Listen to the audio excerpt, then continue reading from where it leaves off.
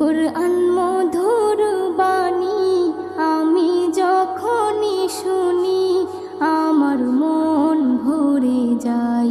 শোনো মুমিন মুসলমান, পড়ে দেখো না কুরআন, কত শান্তি পাওয়া যায়। কুরআন মধুর বাণী, প্রতিটি হরফে 10 নেকি আছে, আমলে জমা হয়। প্রতিটি হরফে 10 নেকি আছে, আমলে জমা হয়। পাপের খাতা